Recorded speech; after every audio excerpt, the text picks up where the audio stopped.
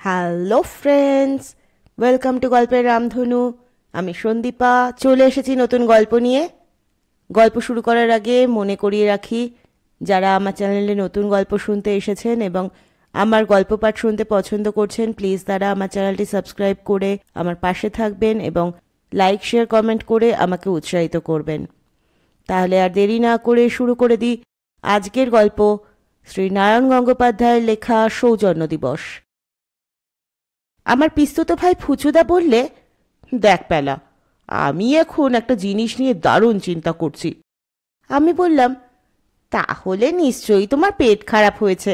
আমি দেখেছি পেটের গোলমাল হলেই তোমাকে ভীষণ ভাবুক ভাবুক মনে হয়। আমি চাই মাকে বলে আসি গে।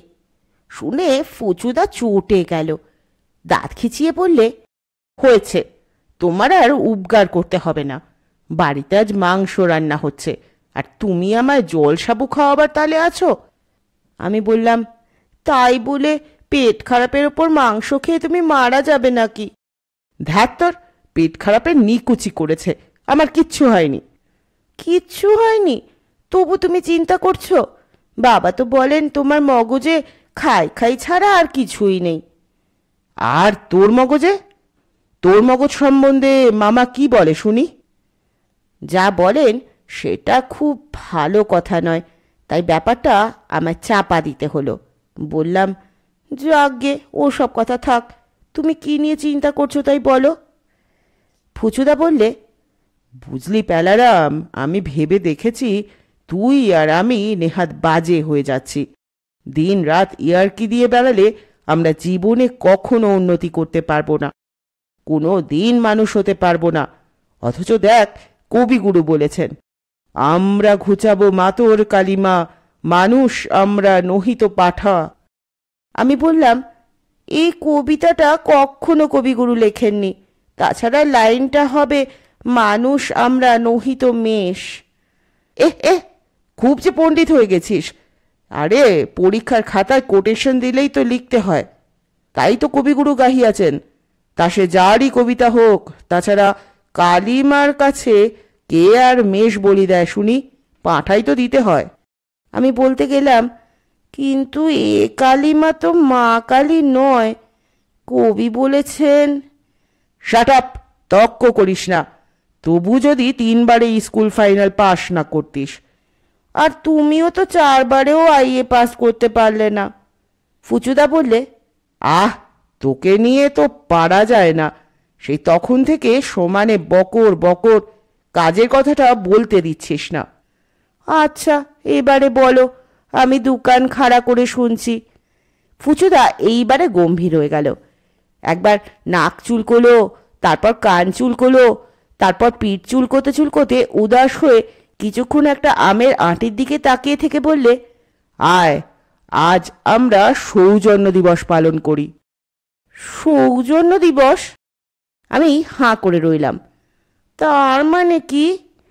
মানে, মনে কর এই রাস্তা দিয়ে যাচ্ছি, একজন অন্ধকে পার করে দিলাম।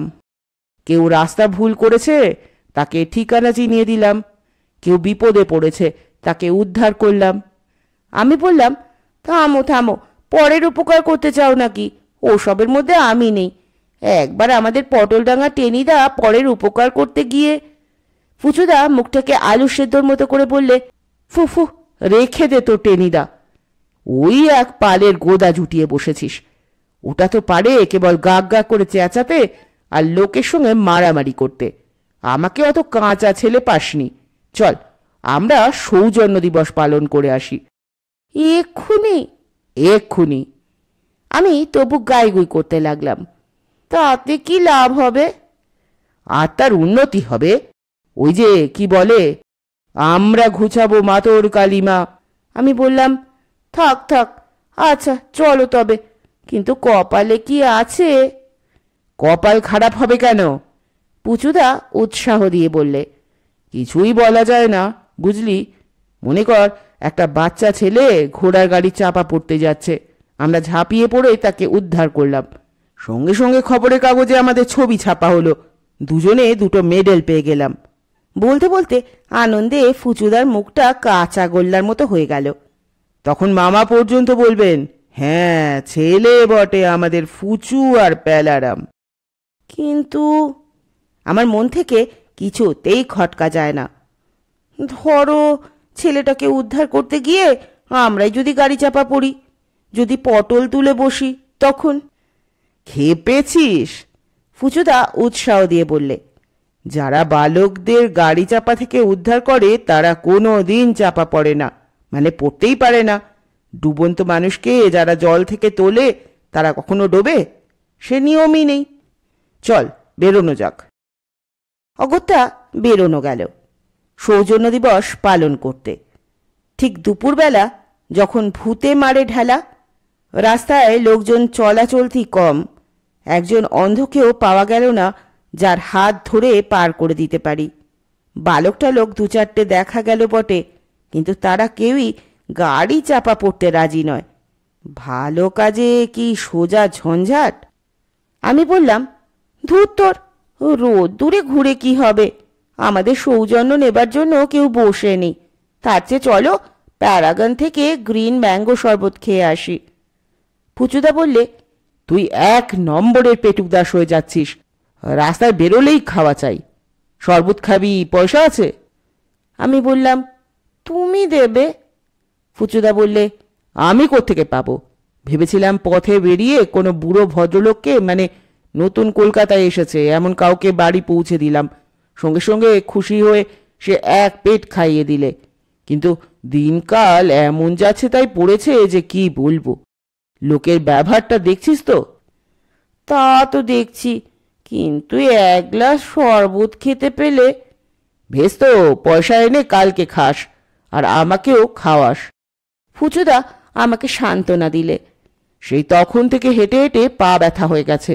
চল কলেজ স্কোয়ারে একটু বসি, হাওয়া খাওয়া যাক। আমি হাঁড়ির মতো মুখ করে বললাম, তবু তো কিছু খাওয়া হবে। কলেজ স্কোয়ারে যেই পা দিয়েছি অমনি বরাত। বরাত আর কাকে বলে? একটা লোক ডুবছে, ডুবছে আর উঠছে, এই ভুস করে উঠছে, আবার ঝাঁ করে তুলিয়ে যাচ্ছে, আর জলের ভেতরে সে কি দাপাদাপি। ফুচুদা বললে, প্যালা লুক। লুক করব কি? আমি হাঁ করে তাকিয়ে আছি। লোকটা ডুবছে প্রায় ডাঙার কাছাকাছি। সেখানে ডুব জলও আছে কিনা সন্দেহ। রেলিং থেকে একধারে 10-12 জন লোক জড়ো হয়েছে, কি যেন চেঁচাচ্ছে, অথচ তোলবার চেষ্টা করছে না। কি নিষ্ঠুর, কি হৃদয় বিদারক ঘটনা! এমনকি একটা পুলিশ পর্যন্ত সেখানে দাঁড়িয়ে এক মুখ দাঁত বার করে হাসছে।